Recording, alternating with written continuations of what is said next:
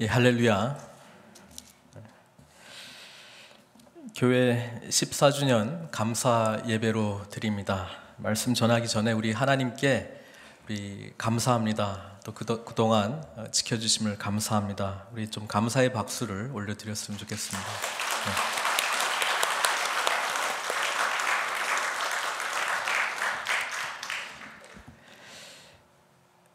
내게 무엇을 줄꼬? 라고 하는 제목으로 우리 하나님의 말씀을 증거하겠습니다. 이때까지 우리가 다윗의 삶을 살펴보았습니다. 다윗의 삶을 살펴볼 때 후반기 쪽으로 갈수록 밧세바와 범죄한 이후에 다윗에게 엄청난 아픔, 이 죄의 결과로 나타나는 엄청난 아픔들이 있다는 것을 보게 됩니다. 이제는 다윗의 이 왕국을 잇는 다윗의 아들인 솔로몬의 이야기를 하려고 합니다. 그러나 솔로몬도 여러분 성경을 쭉 읽어보시면 알겠지만 시작이 좋지만 마지막이 좋지 않는 그런 인물로 기록이 되어 있습니다. 그래서 성경은 이 두 가지를 같이 말씀하고 싶습니다.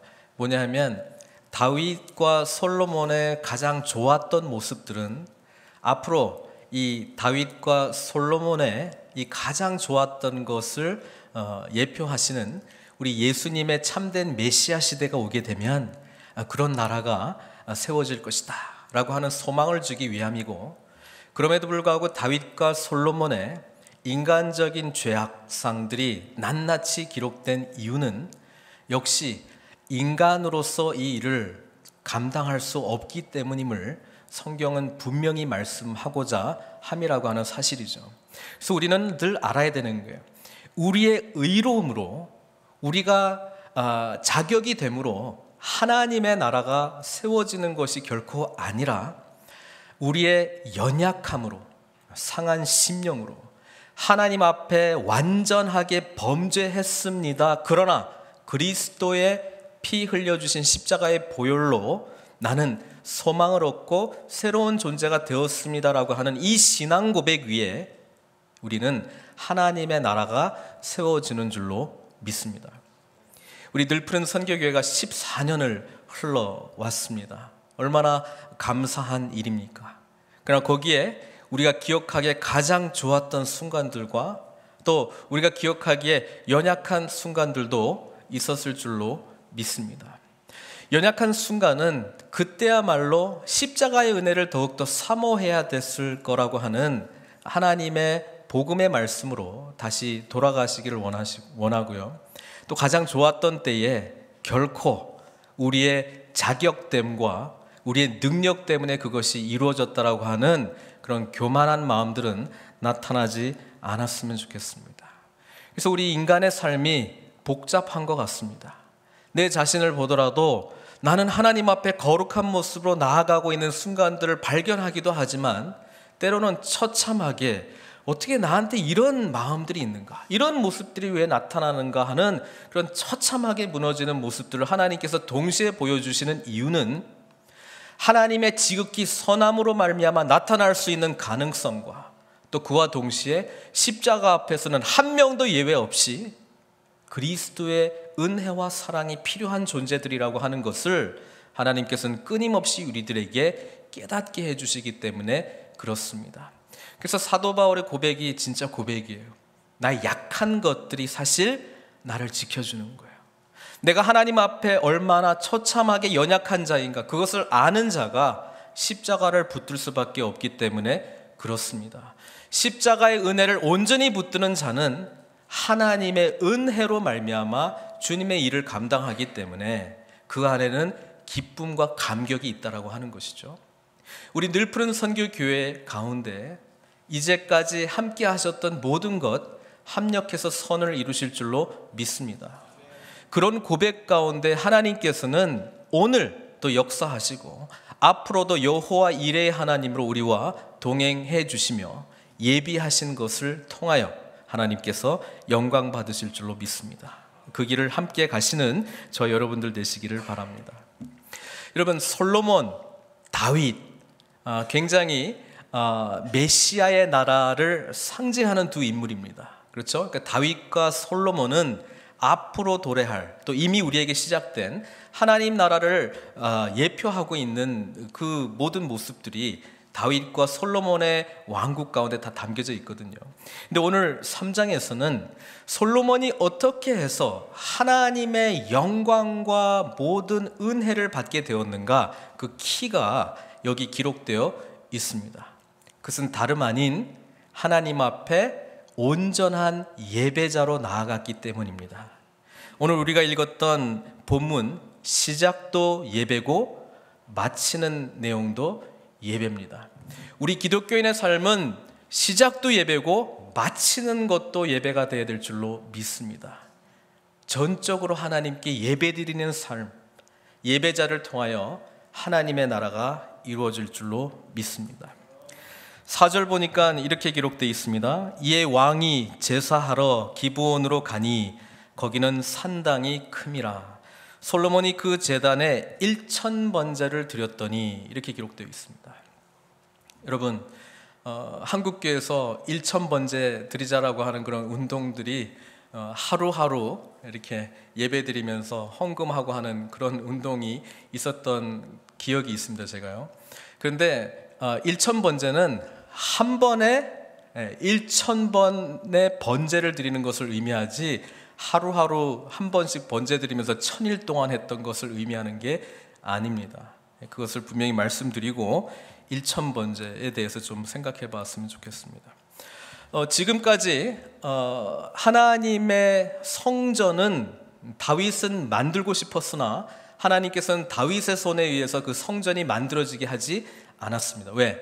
다윗이 피를 너무 많이 흘렸기 때문에 피 흘린 손으로 나의 거할 거처를 만들 수 없다, 그렇게 이야기하고, 그러나 너의 마음은 내가 가상히 여겨서 마음으로는 받겠다. 그러나 너희 아들 때에 후계자를 통하여 네가 소원하고 있는 그 성전이 완성될 것이다, 그런 이야기를 하거든요.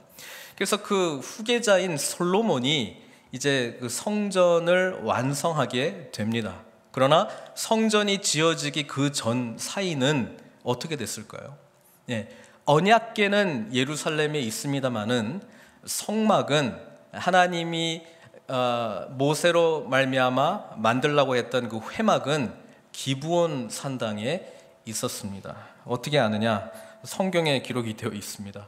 역대하 1장 3절에서 5절까지 보았으면 좋겠습니다. 우리 역대하도 지금 열왕기 상과 같이 솔로몬에 대한 이야기를 중복해서 기록을 하고 있는데, 조금 더 상세한 기록이 있어서 나눠 보려고 합니다.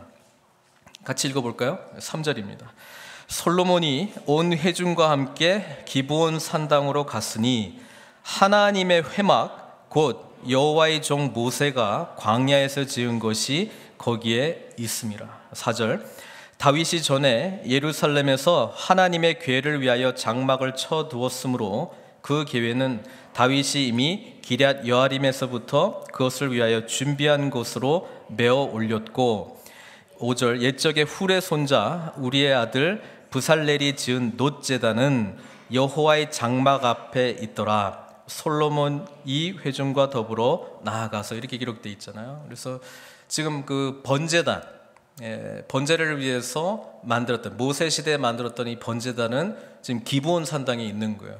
그러니까 솔로몬이 번제를 드리고 싶은데 번제단이 거기에 있으니까 이제 기브온 산당에 가서 1000번제를 드렸다, 이 말입니다. 여러분, 레위기에 보면 제사가 5제사가 있습니다. 그 중에 레위기 1장에 나오는 게 번제거든요. 번제는 어떤 제사냐 하면은 일단 자원제입니다. 의무제가 아니에요. 의무적으로 반드시 드려야 될 제사가 있어요. 그러나 자원제는 드리고 싶거든, 드리고 싶은 사람만 드려라, 이런 것 중에서 첫 번째가 번제입니다. 이 번제는 영어로는 burnt offering, 다 태워서 드리는 거예요. 남는 게 하나도 없어요. 번제기 때문에 부유한 자, 또 능력이 되는 사람들은 숫송아지를 바쳐야 됩니다.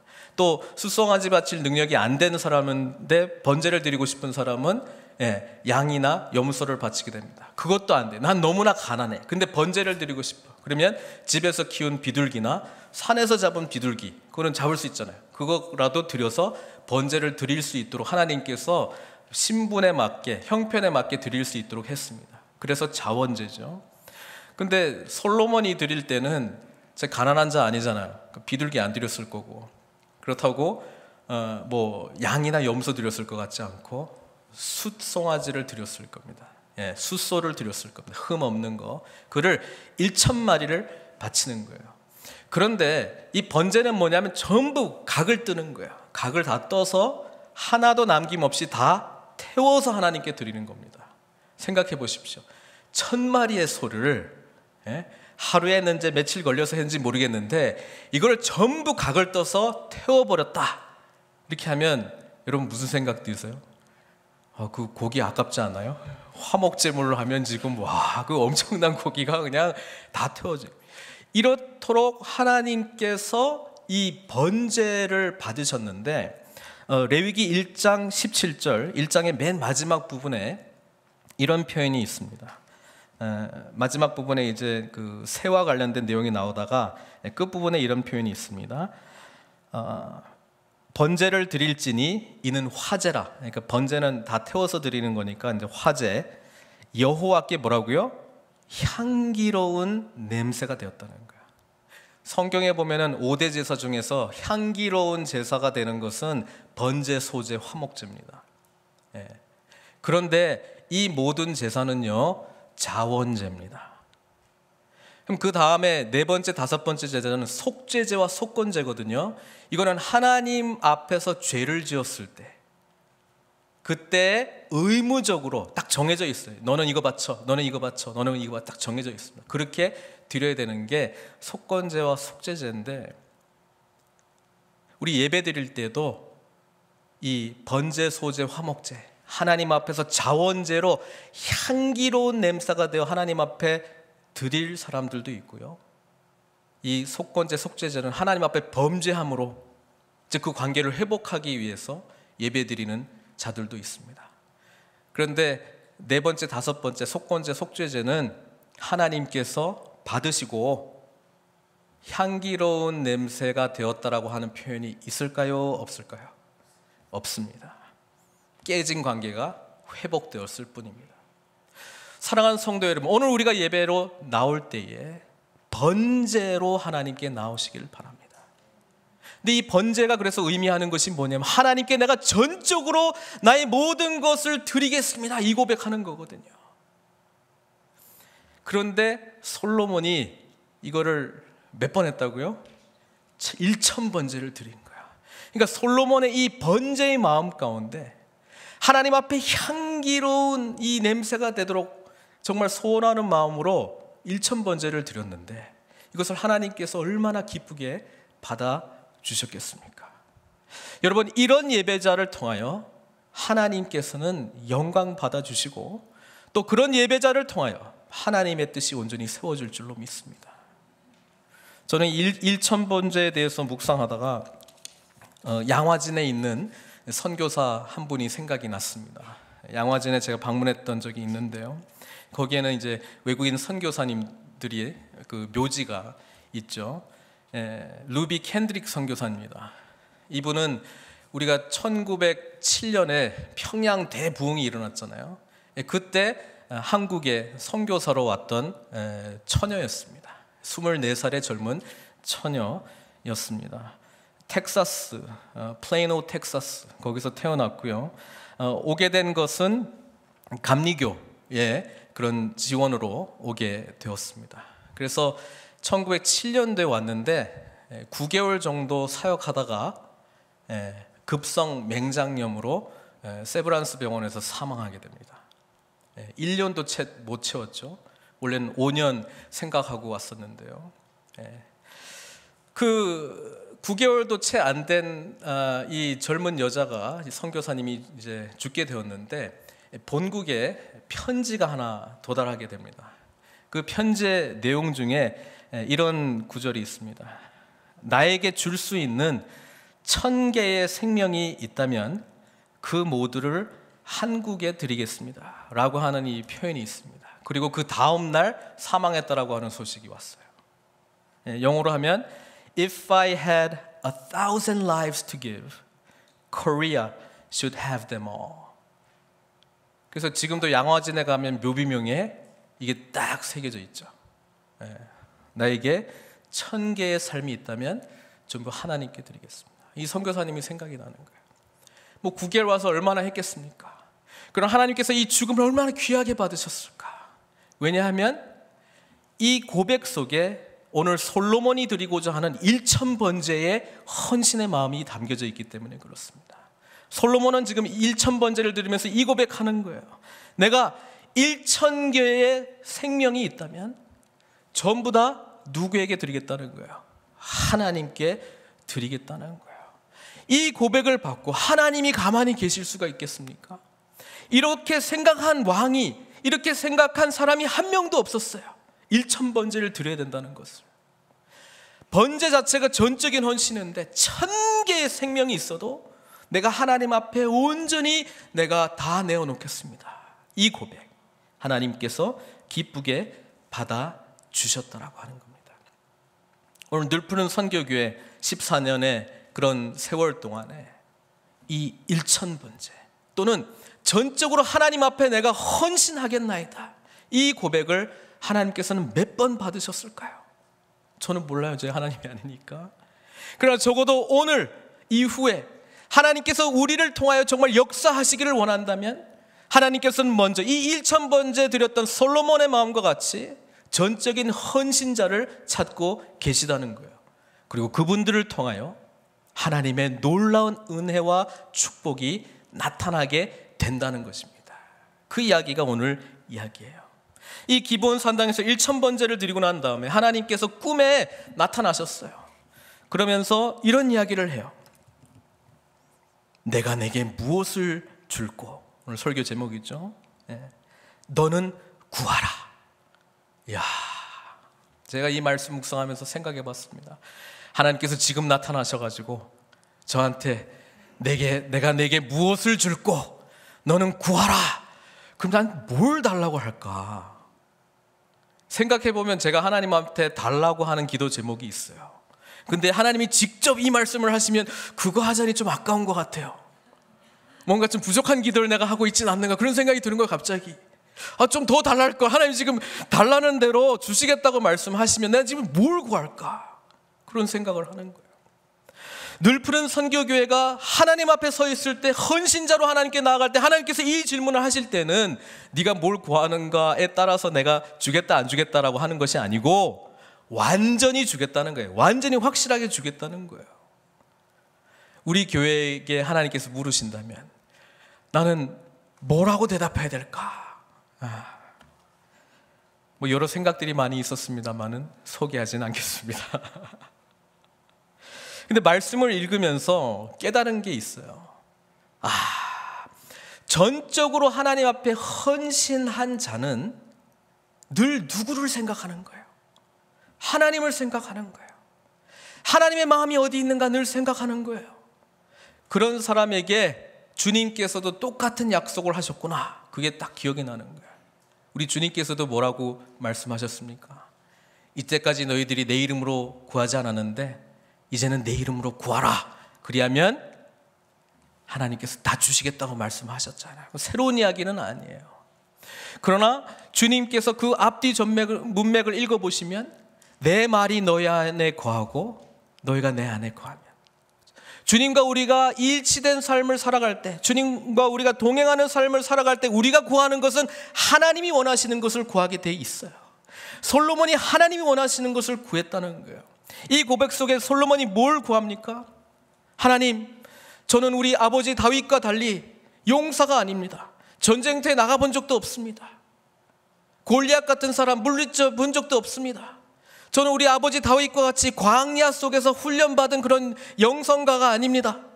저는 우리 다윗과 같이 정말 목동에서 시작해서 왕으로 된 그런 경험을 제가 갖진 않았습니다. 전 태어날 때부터 왕궁에서 태어났습니다.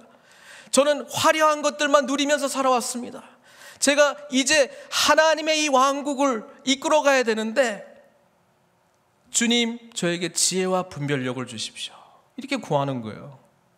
그러니까 성경에 보니까 하나님께서 이 고백에 대해서 어떻게 했다고요? 마음에 들었어요. 마음에 들었어요.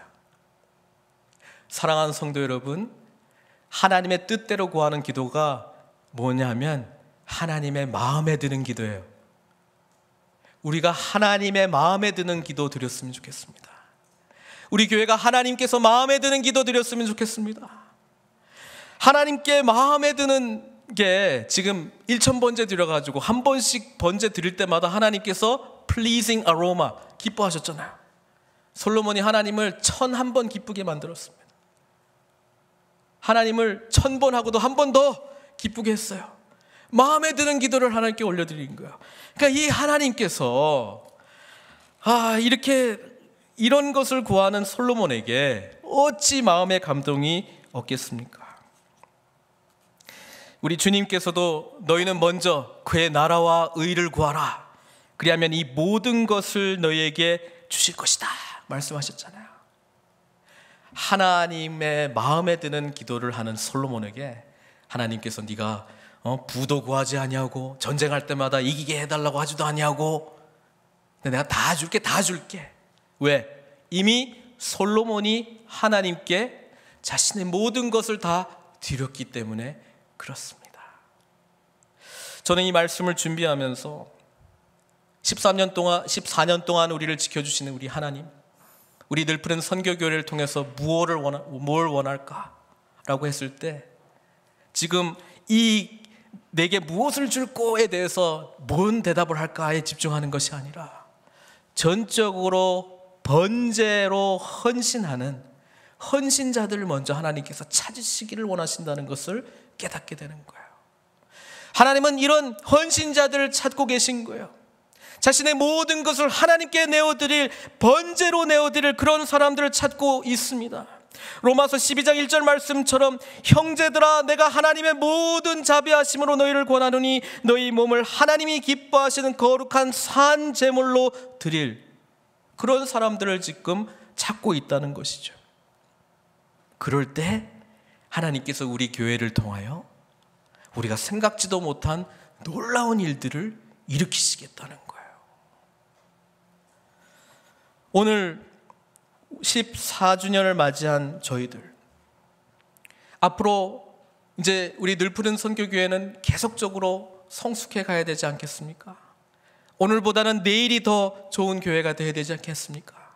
그렇다면 이전보다 오늘 더 하나님 앞에 진실한 마음으로 전심으로 번제할 그런 산 제물이 되어 주님께 나아가야 되지 않겠습니까? 그럴 때 내게 무엇을 줄꼬에 대한 대답을 우리가 준비하고 응답받을 줄로 믿습니다. 앞에 뒤에 전적인 헌신적인 마음 없이 가운데 내게 무엇을 줄꼬에만 집중한다면 우리 뭔가 첫 단추를 잘못 끼운 거예요. 기브원에서 1000번째 드렸던 이 솔로몬은 다시 예루살렘에 돌아옵니다. 그리고 오늘 15절 말씀처럼 하나님의 언약궤 앞에서 번제와 감사의 제물을 드리고 모든 신하들을 위하여 잔치하였더라, 이렇게 고백합니다.